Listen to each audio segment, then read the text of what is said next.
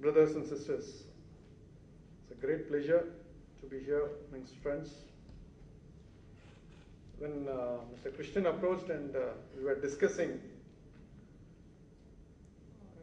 some speakers and topics for your convention in November, Mr. Krishnan suggested why not something on the euro, the crisis of euro or something. I said, sir, by the time euro would be dead and forgotten, either you prepone your convention and have it faster, or perhaps you would be talking about a subject that's all dead. The Greek tragedy that's unfolding before us is like a trailer of a horrible movie. The worst is yet to come. The main picture is yet to come. What we are seeing is a horror movie, and definitely it will be a tragedy. It's a horror come tragedy movie. So you can see, the type of movies that, who is that, scary movie? Ram Gopal Verma, yeah. That type of movie is going to unfold before us in the next few years. What we are seeing is not only imploding nations, we are seeing collapsing currencies. It is a travesty of times that we will not have faith in the currencies that we hold. And it would be the worst nightmare for a generation to feel that the money that you have, the currency that you have, is equivalent to the tissue paper that you will use tomorrow morning for your morning job. That will be the state of affairs that's unfolding before us. For every problem, if you have a solution, you can work towards the solution. For this problem, my reading of the situation is there's hardly much of a solution. It is not for the mere effect of being theatrical that I'm trying to sound an alarmist. The fact of the matter is, there is no economic crisis.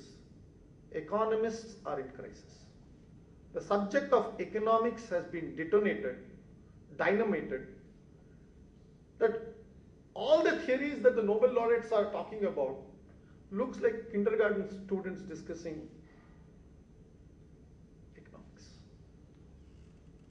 What is the solution to the problems that we are facing in the world? Can you tell me one economist who tells with any great authority that, look, if you do this, this is what will happen, and this will be the precise consequences?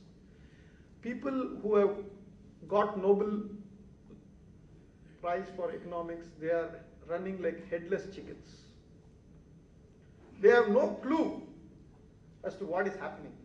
Last major crisis, post-World War, we had somebody like Lord Maynard Keynes standing up and telling, hey, do this, and the world will come back to normalcy. There was a definitive authoritarian way of telling the world, look, follow these prescriptions. And the Keynesian model became the model for the whole world after 1945. America had a version of Keynesian model.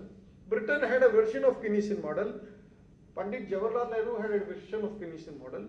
It was all Keynesian model, just like your ambassador car, Mark 1, Mark 2, Mark 3. It was all different only in the tail lamps and the headlamps, but the same engine and the same car with the same problem in the self was being given to everybody.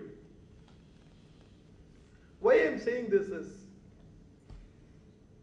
I'll come to the issues slowly, but I'm just giving you an overall picture just to draw upon this audience the mood in what is prevailing in the economic circles.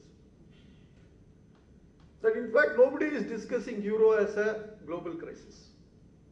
Of course it is not an American crisis till now. Only when it becomes an American crisis, it becomes a global crisis. Okay, for something to be global, it has to be American. The terrorism comes and hits America, it becomes a global terrorism. Otherwise it is Pakistan terrorism, Iraq terrorism, Iran terrorism. Now that America has yet to taste it, it is not a global problem. So you have to understand what is global. To understand this, I will make a small analogy here. You have a pack of cards, each one arranged, each one so close to the other that you knock one, then the whole thing gets knocked off. International banking system is like a pack of cards. You can't have 2 or 3 banks collapsing and rest all coming scot-free and saying that nothing has happened to me except some small scratch. No. It is going to be a nuclear holocaust on the banks.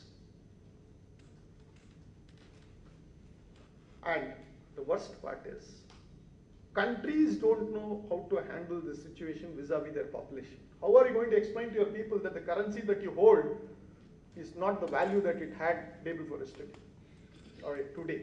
Tomorrow morning the currency value could be entirely different.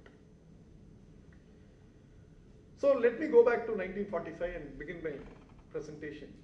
What Lord Maynard Keynes prescribed to the world, and what the world thought that it had come to a stage that the prescription was no longer required, and how we are forced to go back perhaps to Lord Maynard Keynes' prescriptions, and why it may not work. Today all of us are very familiar with the word PIGS. It stands for Portugal, Ireland, Italy, Greece, and Spain. Greece is gone case. So you remove the G from the PIGS, what you have is PIS. Okay, now take each one of them. Portugal. Portugal is the smallest one of the economy. It has a debt of $286 billion. Now,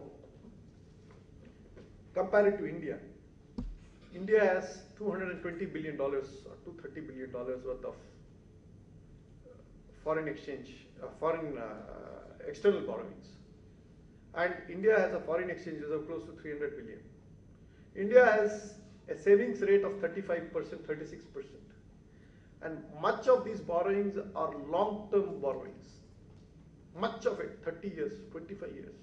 Many of these are corporate borrowings, like the Tatas have borrowed for the purpose of investment in Chorus, which means you have a liability on one hand, you have an asset on one hand. Whether the asset will match the liability is entirely different. It may not match, but Tata's balance sheet is so strong that even if there is a deficiency, Tata's can go and get some more loan to pay off that loan, despite the fact, assuming for a moment, that the Chorus asset is not able to match the liability of the borrowings for Chorus. The next one is Ireland, 867 billion. This is their borrowings. Italy is the largest, 1.4 trillion, and Spain is 1.1 trillion. This is their debt.